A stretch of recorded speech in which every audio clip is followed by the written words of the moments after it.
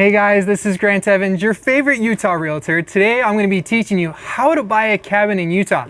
If this is your first time to the channel, please hit that like and subscribe button for all things Utah real estate, and feel free to follow me on Instagram and TikTok at Homes with Grant Evans. So let's get started.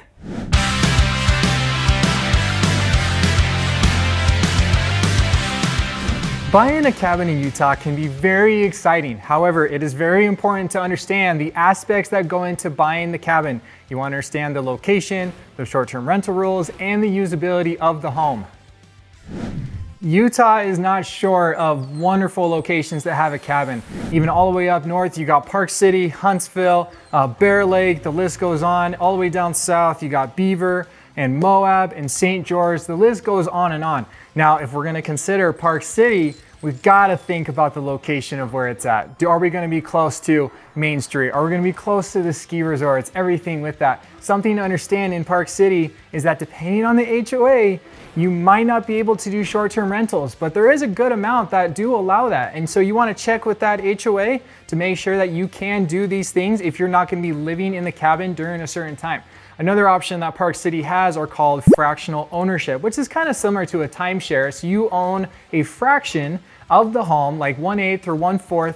And so you'd be able to communicate with the other owners to say, hey, I'm going to use it at this time. This is 1/8 of my ownership. And depending on the HOA, you could even short-term rent or Airbnb that portion of that you own of that cabin.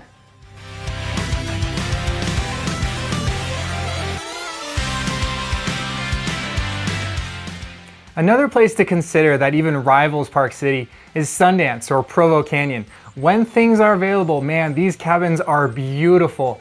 With Park City and Sundance, you can be expecting to pay several $1,000,000 for this beautiful cabin. Another one of my favorite places in Utah that I think is a hidden gem is Huntsville. This is in Ogden Valley, and when I say Huntsville, I really mean Huntsville, Liberty, and Eden. So in the Ogden Valley, there is an awesome reservoir in the middle of the valley. It's kind of like in Land Before Time when Littlefoot and his friends go to try to find the Great Valley, and it's just this beautiful green area. Yeah, that's Ogden Valley. The last place for one of my favorite places to have a cabin in Utah is the Bear Lake area.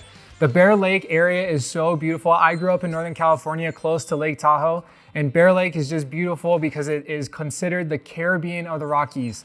The water is just so blue. There are no trees around it, and so there are no obstructions to your view of the lake on any side of the lake.